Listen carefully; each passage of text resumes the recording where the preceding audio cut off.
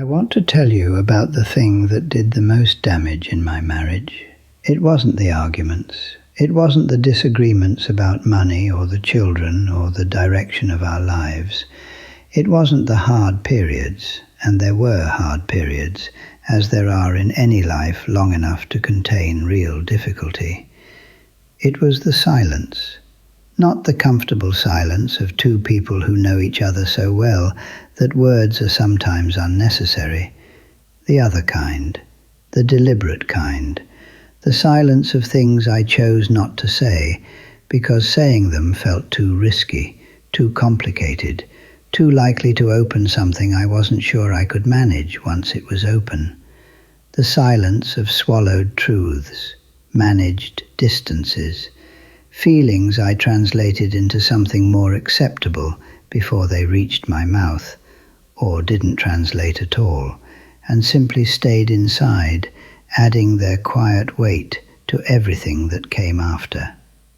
I was silent for 30 years, in the particular way I'm describing, choosing not to say the difficult thing, the honest thing, the thing that required more courage than I had available in that moment.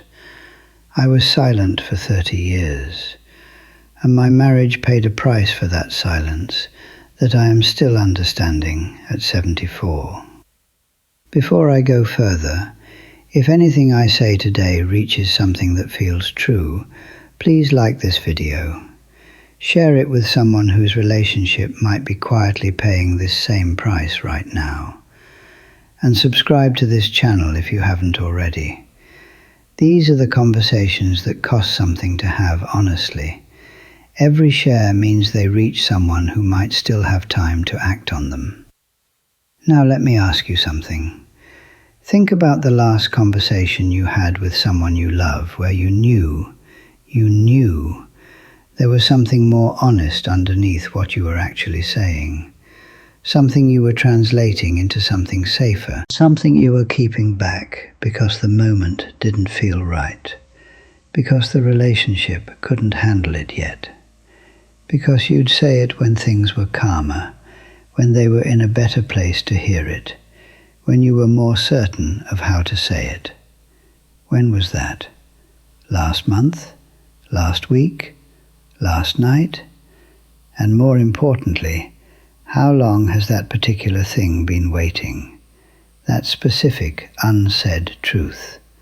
How many conversations has it been present in without being spoken?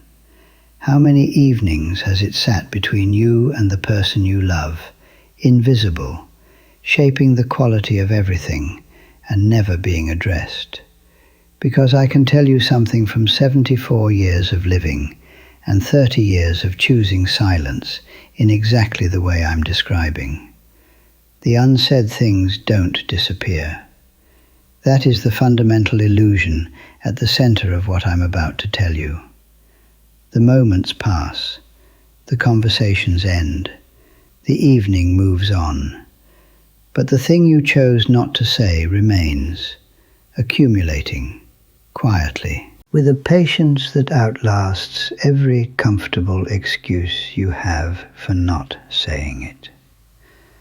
And over time, not all at once, not dramatically, not in a way you feel clearly until it is very advanced, the accumulation of those unsaid things becomes the weather of the relationship, the ambient temperature, the slightly lowered quality of ease between you, the specific distance that develops between two people who love each other and are telling each other less and less of what is actually true. Here is what I used to believe. I believed that not saying the difficult thing was a form of kindness, that protecting my wife from my full internal truth, from the doubts, the frustrations, the things I felt but wasn't sure were fair or proportionate or worth the disruption, was a way of caring for her. That a good partner absorbed things privately rather than burdening the other person with every complicated feeling. I believed that timing was everything, and the right moment was always approaching. That the conversation I was not having right now would happen, would definitely happen, once things were less pressured. Once the children were through a particular stage. Once work had settled. Once we had got past the current difficulty and were in the calmer water that was always just ahead of wherever we currently were. I believed that what I didn't say couldn't hurt us, that the relationship was defined by what we said and did, and that what remained inside me, unspoken, was private, mine, contained, not part of the relationship in any meaningful way unless I brought it in. Every one of those beliefs was wrong, in ways that took me most of my life to fully see. Does the kindness one sound familiar? The one about protecting them from your full truth? Because that was the one I held on to longest, and that was the one that cost us the most. The moment I began to understand what the silence was actually doing arrived over several years, rather than in a single instant. But if I had to choose the conversation where it became impossible to ignore, it was one we had when I was 62. We had been married for 31 years, and we were sitting across from each other at the kitchen table one evening, an ordinary evening, no particular occasion, and my wife said something I had not expected. She said she felt like she didn't know me. Not that we had grown apart, not that she was unhappy, but that after 31 years she had the specific, uncomfortable feeling that she was not in possession of who I actually was. That the version of me she knew was real, she wasn't doubting that, but that she sensed, with the accuracy that people who have lived alongside someone for 3 decades develop, that there was more underneath it. That I was, in some way she couldn't fully name, further away than the physical distance between us at that table. I did not respond well. Not badly, not with anger or dismissal, but I deflected. I said something reassuring and general, and the conversation moved on. But I did not move on. I carried what she had said into the following weeks, and I sat with it. And as I sat with it, really sat with it, without the defensive processing that had been my first instinct, I understood something that changed the whole architecture of what I thought I was doing. She was right. She didn't know me. Not fully. Not in the way that should have been possible after 31 years. And it was not because I had hidden myself deliberately. It was because I had chosen silence so consistently, had made the quieter, safer, less exposing choice so many thousands of times across so many thousands of conversations, that the person who existed underneath the presented version had never been properly introduced. I had protected her from my full truth for 30 years, and the result of that protection was that after 31 years of marriage, she felt she was living with someone she didn't entirely know. My protection had produced the thing I thought I was preventing. My silence had created distance in the very relationship I thought the silence was preserving. And then the full pattern became visible. Not just the big silences, the significant things I had never said, but the small ones, the daily, ordinary, accumulated small ones. Every time I had agreed with something I hadn't agreed with, because the disagreement felt disproportionate to the moment. Every time I had said I was fine when I wasn't, because opening that door felt like more than the evening could hold. Every time I had felt something significant and processed it alone rather than bringing it into the space between us. Every time I had translated the real feeling into the manageable version before it reached my mouth. 30 years of small silences, thousands of them, each one individually reasonable, each one making complete sense in the moment it happened, accumulated into 30 years of a distance that neither of us had chosen and both of us had built.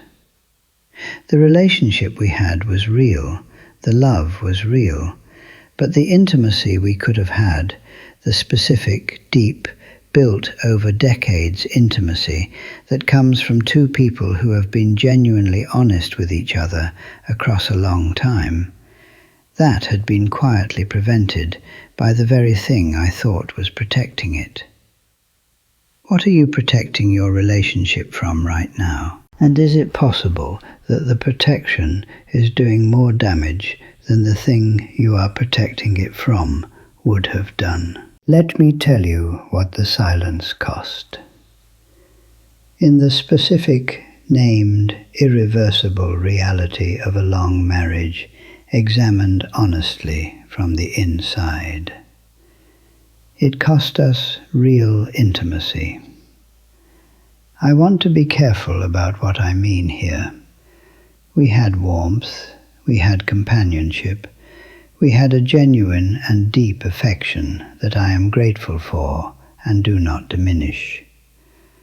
But there is a quality of intimacy, the kind that exists between two people who have been fully honest with each other across decades, who know each other's actual interior rather than just the presented version, that we did not have, could not have had, because I had been choosing the safer version of myself for so long that the less safe version, the one with the doubts and the unresolved feelings and the complicated truths, had never been offered.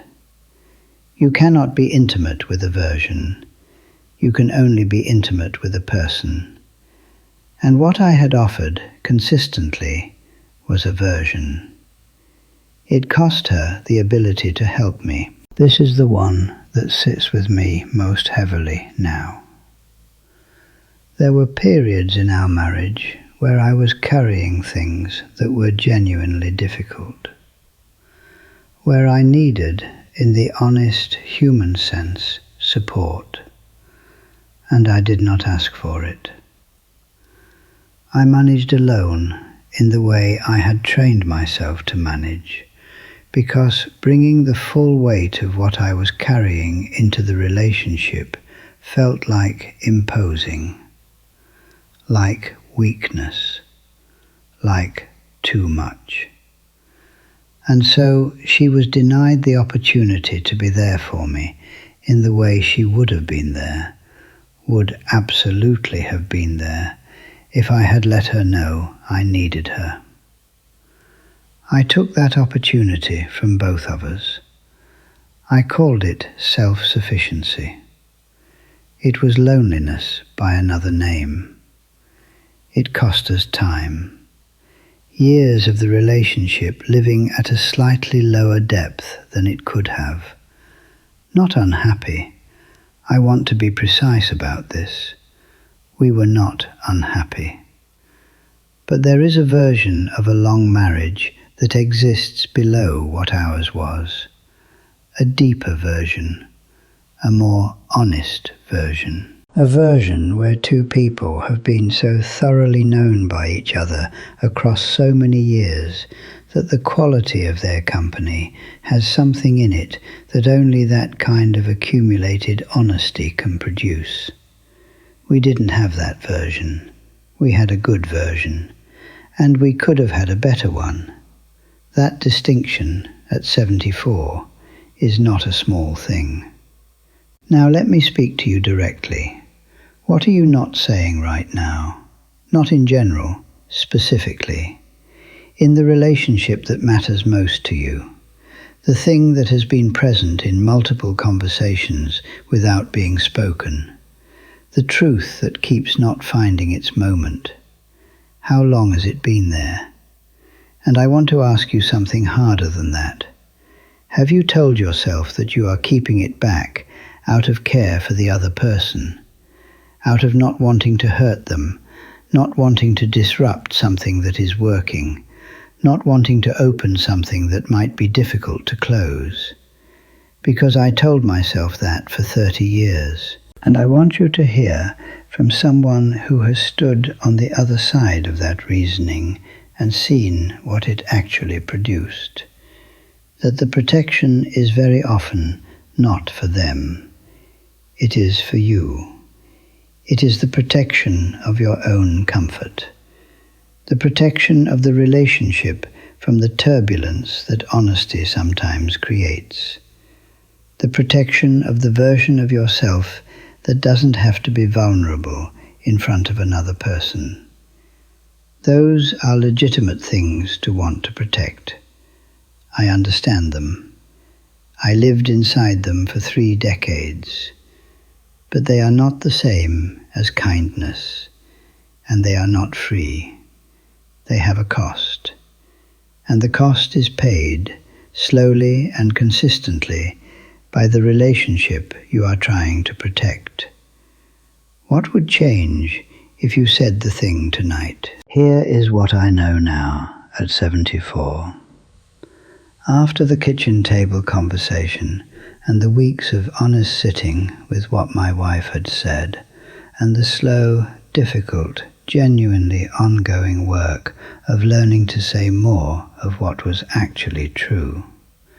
Honesty in a long relationship is not a single act. It is a practice, a daily, small, sometimes uncomfortable practice of choosing the more accurate version of what you are experiencing over the safer version. Of saying, I am struggling when I am struggling, rather than I am fine. Of saying, I disagreed with that when you disagreed with it, rather than letting it pass. Of saying, there is something I need to tell you, rather than managing the thing alone and privately until the moment for saying it has passed. Each individual instance of that practice is small, unremarkable, just a sentence, just a moment of choosing exposure over protection. But accumulated across months and years, those moments build something that cannot be built any other way. A specific quality of being known, of knowing, of existing in a relationship where the other person is in possession of your actual interior rather than the presented version of it. That is what I did not build for the first 30 years of my marriage, and that is what I began, slowly, imperfectly, with all the awkwardness of someone learning something that should have been practiced for decades, to build after that kitchen table conversation. And I want to tell you something that I did not expect. My wife did not find the more honest version of me too much.